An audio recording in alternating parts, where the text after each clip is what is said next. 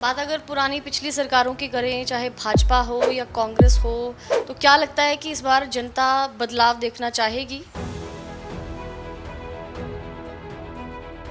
चौटाला साहब का यहाँ पे राज था, तो ये हमारा जो बर्तन उद्योग है वो बिल्कुल ठप करके यहाँ से गए।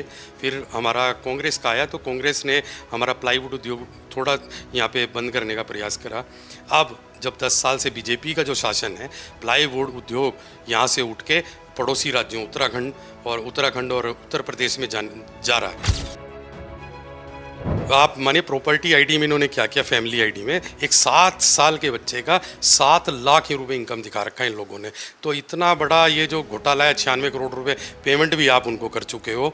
तो ये छोटे छोटे मुद्दे हैं, किसी को 15 लाख अकाउंट में नहीं चाहिए। इन छोटे मुद्दों का निपटारा कीजिए तो आपको लोग पसंद करेंगे। बातचीत चल रही है, पहले तो अटकलें लग रही थी कि जेजेपी के साथ गठबंधन होगा, लेकिन उन्होंने आज़ाद समाज पार्टी के साथ गठबंधन किया। तो 90 की 90 सीटों पर आम आदमी पार्टी अपने बूते पर लड़ेगी या कोई संभावना है? हटके भी मुद्दे रहेंगे, पार्टी के क्या क्या किस विजन के साथ हरियाणा में आम आदमी पार्टी आ रही है?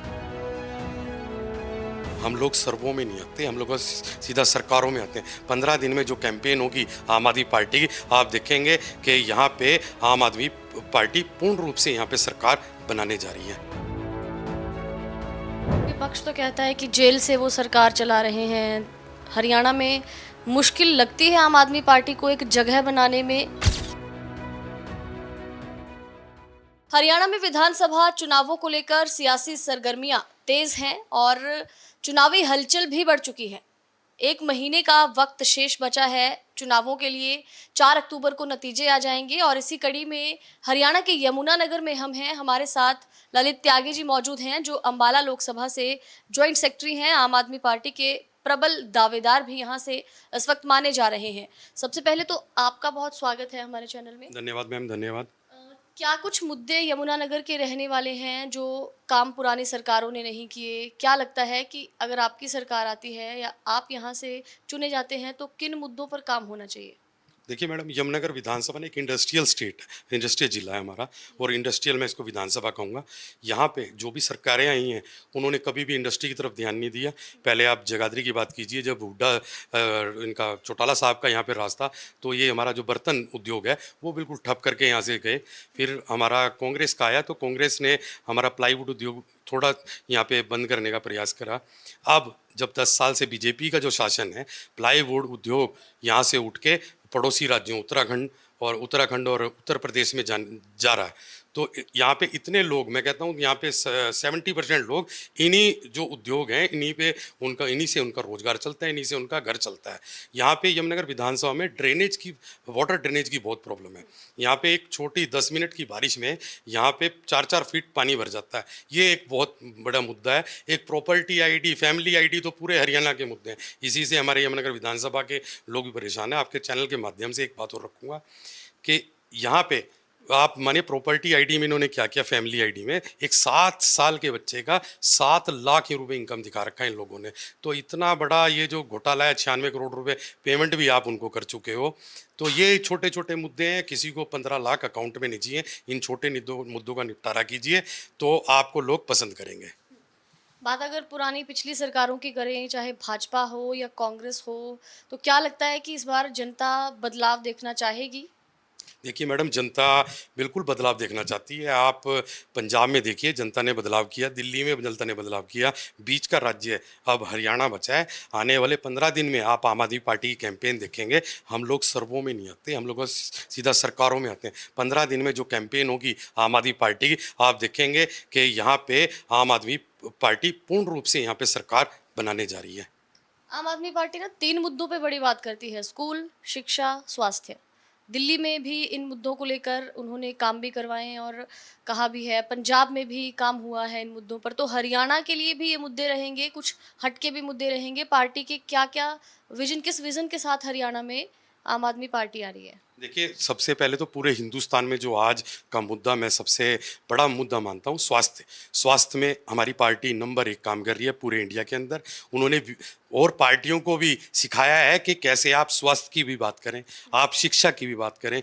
ये 2 जो मेन मुद्दे हैं, ये मुद्दों पे पार्टी पिछले 10-15 साल से काम कर रही है और अरविंद अरविंद केजरीवाल जी ने सभी जितनी भी पार्टियां, चाहे उसमें हमारे राष्ट्रीय दल बीजेपी हो चाहे कांग्रेस हो, आज आप उनके घोषणा पत्र उठा के देखिए, वो भी शिक्षा और स्वास्थ्य के काम करने लग गए हैं। पंजाब में तो आप स्कूल ऑफ एमिनेंस खोले हैं हमारी मान सरकार ने, और पंजाब एक ऐसा राज्य है जहाँ पे सरकारी स्कूल में बस बच्चों को गाँव तक लेने जाती है।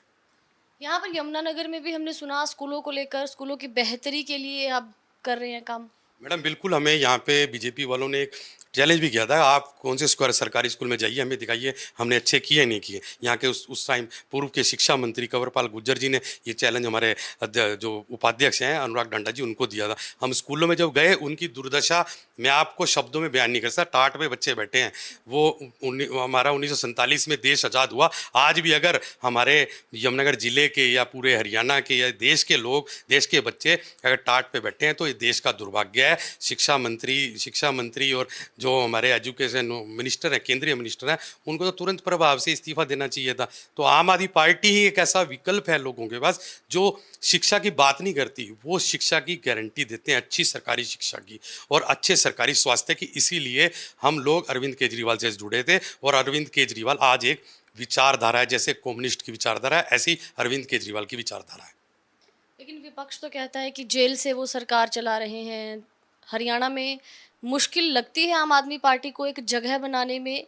क्या माहौल है पार्टी का? मैडम देखिए, केजरीवाल ने इतना प्रेरित किया हमारे जैसे युवा, अगर आज यहाँ पे हैं, हमको एक स्टार्टअप दिया राजनीति के अंदर, और वो जेल में बेशक हो, पर एक केजरीवाल आपके सामने भी बैठा है, एक केजरीवाल वहाँ भी खड़ा है, एक केजरीवाल आप यमुनानगर में देखेंगे। एक केजरीवाल जेल में नहीं है, केजरीवाल सड़कों पे है, केजरीवाल सचिवालय, केजरीवाल नगर निगम में है। उन्होंने हम लोगों को केजरीवाल बना दिया। मैंने आपको पहले बताया, केजरीवाल एक विचारधारा बन चुका है जिसको हम फॉलो करते हैं। केजरीवाल जेल में रहे हैं, बाहर रहे हैं, उससे फर्क नहीं पड़ता। पार्टी का एक एक कार्यकर्ता, एक एक नेता आज केजरीवाल है। गठबंधन को लेकर कोई बातचीत चल रही है? पहले तो अटकलें लग रही थी कि जेजेपी के साथ गठबंधन होगा, लेकिन उन्होंने आज़ाद समाज पार्टी के साथ गठबंधन किया। तो 90 की 90 सीटों पर आम आदमी पार्टी अपने बूते पर लड़ेगी या कोई संभावना है? मैडम ये हमारे जो प्रदेश के अध्यक्ष हैं डॉक्टर सुशील गुप्ता जी, और जो हमारे प्रदेश के वरिष्ठ उपाध्यक्ष हैं अनुराग ढांडा जी, उन दोनों ने बिल्कुल क्लियर कर दिया कि 90 की 90 विधानसभा में आम आदमी पार्टी अकेले चुनाव लड़ने जा रही है। और अकेले चुनाव लड़ने जा रही, वो चुनाव लड़ने का तरीका मैं बताऊंगा आपको। गुजरात में लोग कहते थे कि कुछ नहीं है, कुछ नहीं है, 44 लाख वोट ले गए हम और 5 एमएलए हमारे गुजरात से आए हैं। तो हरियाणा में आप देखेंगे, हरियाणा में तो 90 विधानसभा है।